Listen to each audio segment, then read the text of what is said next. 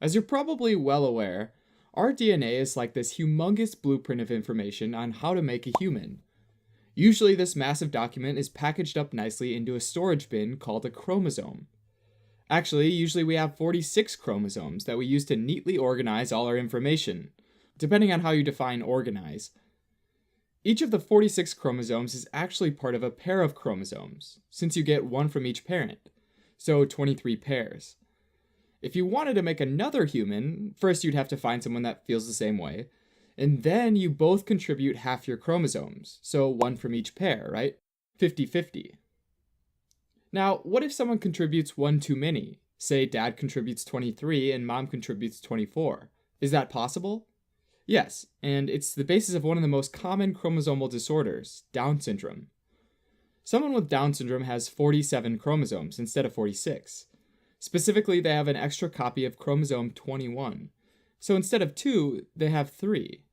So Down syndrome is also known as Trisomy 21. In other words, 3 chromosome 21s. Alright, so in order to package up half the chromosomes into either a sperm cell or an egg cell, you actually start with a single cell that has 46 chromosomes. Let's just say that we're making an egg cell for the mother. I'm just going to show one pair of chromosomes, but remember that all 23 pairs do this. So the process of meiosis starts, which is what produces our sex cells, and the chromosomes replicate, and so now they're sort of shaped like an X. Even though that there are 2 copies of DNA here, we still say that it's one chromosome, since they're hooked together in the middle by this thing called a centromere. Okay, now the cell splits in 2 and pulls apart the paired chromosomes. So in each of these cells, you've now got 23 chromosomes. Now the 2 copies of the chromosomes get pulled apart, and the cell splits again, which means 4 cells, each still with 23 chromosomes. Now these are ready to pair up with a sperm cell from dad that has 23 chromosomes as well, totaling to 46 chromosomes, and voila, 9 months down the road, you've got yourself a baby. Now, with Down syndrome, or trisomy 21, a process called non-disjunction accounts for about 95% of cases. Non-disjunction means the chromosomes don't split apart. If the chromosomes in this first step don't split apart, then one cell ends up with both chromosomes and the other gets none. Then the final result is 2 cells with an extra chromosome and 2 cells missing a chromosome. Non-disjunction can also happen in the second step though. So first step goes great, and both cells have a chromosome. But if they don't split apart in the second step, then the final result is 1 cell with an extra chromosome, 1 cell missing a chromosome, and 2 with the right number of chromosomes.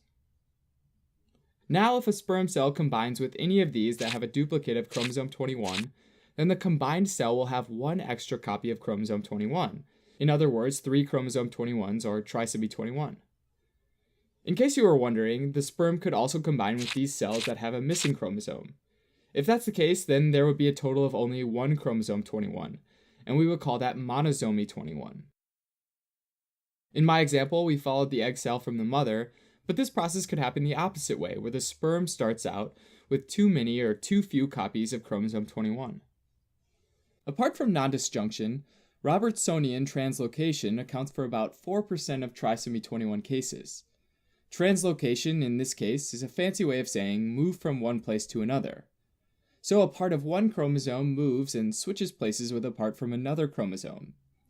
In this case, the long arm of chromosome 21 translocates over to chromosome 14, and you end up with 2 hybrids, one with both long arms and one with both short arms.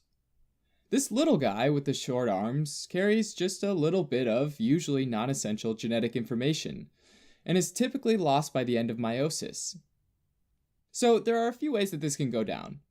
First, including the translocated chromosomes, they replicate, and now these could split into one with both normal chromosomes and one with the long guy and the short guy. In which case, after splitting again, you'd have 2 normal cells and 2 cells with a big guy, since remember we lost the little guy along the way. So now contribute the other parent's DNA, and you've got 2 normal cases, and then these 2 cases are called balanced carriers. And we say that it's balanced because you've still got both long arms, and so most of the genes are still here. Kind of like a 2-for-1 deal. Okay, now let's say that the normal chromosome 14 ends up with the short, and normal chromosome 21 with the long. Now you get 2 cells with the normal and long arm, and 2 cells with the normal and short arm, which remember is usually lost. So these have 1 extra chromosome 21, since the long arms carry most of the genetic material for both chromosomes 14 and 21, and these ones are missing chromosomes. Now combine these with the other parents again, and you have trisomy 21 here and monosomy 21 here, since it's missing a chromosome 21. If this process was switched such that chromosome 14 ended up with the long chromosome first, then you'd ultimately end up with trisomy 14 and monosomy 14. So of the 12 possibilities, 2 end up being trisomy 21, right? With Robertsonian translocation, one of these chromosomes needs to be chromosome 21, right? Even though the other is usually chromosome 14, it can actually be other chromosomes as well, like chromosome 22. Finally, about 1% of patients are mosaic, meaning that their cells are mixed, and some have 46 chromosomes and some have 47. How does that happen though? Well, let's think about what happens after conception. So you've got this one cell called the zygote that needs to develop into a human, right? Since we aren't single-celled organisms, it has to divide over and over again, essentially producing every kind of cell in the body. Now, each of these divisions is called mitosis. Non-disjunction of chromosome 21 can also happen during mitosis, in which case you'd end up with one cell that has an extra chromosome 21, and one without. So one with 47 total chromosomes and one with 45. The cell with 45 chromosomes isn't able to survive, but the one with 47 does survive, and continues to replicate and produce more cells with 47 chromosomes. If this happens early on in development, then you can imagine that a lot of cells down the line can have 47 chromosomes, right? If it happens later on, then less cells will have 47 chromosomes.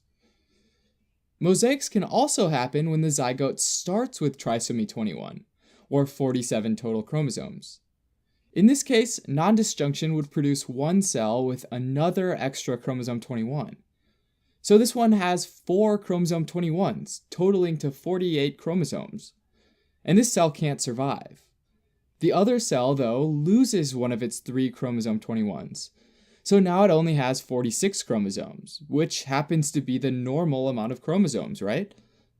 And this is sort of like the opposite situation, because now, through a mistake, you've actually ended up with the right amount of chromosomes. So if it happens early on in development, you'll actually end up with more cells with the normal amount of chromosomes. If it's late in development, though, then less cells will have the normal 46 chromosomes. Having an extra chromosome 21 is one of the most common chromosomal disorders, and not surprisingly, it has an effect on almost every organ system in the body. And for that reason, there's a long list of common issues for those affected with Down syndrome. Here are some of the major ones. Septal defects in the heart's chambers, usually between the 2 atria, duodenal atresia, increased risk of acute lymphoblastic leukemia, mental retardation and an increased risk of Alzheimer's, and sterility in males.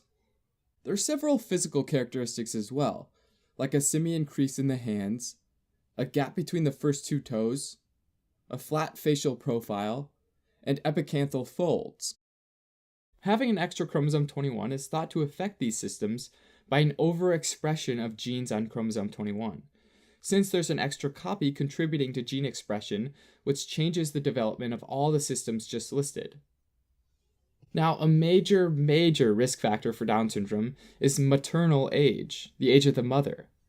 Trisomy 21 happens about once in 1,500 births where the mother is younger than 20 years old, contrasted to about 1 in 25 births when the mother is older than 45 years old. During pregnancy, some screening tests can be done, and certain markers suggest higher risk that a baby might have Down syndrome.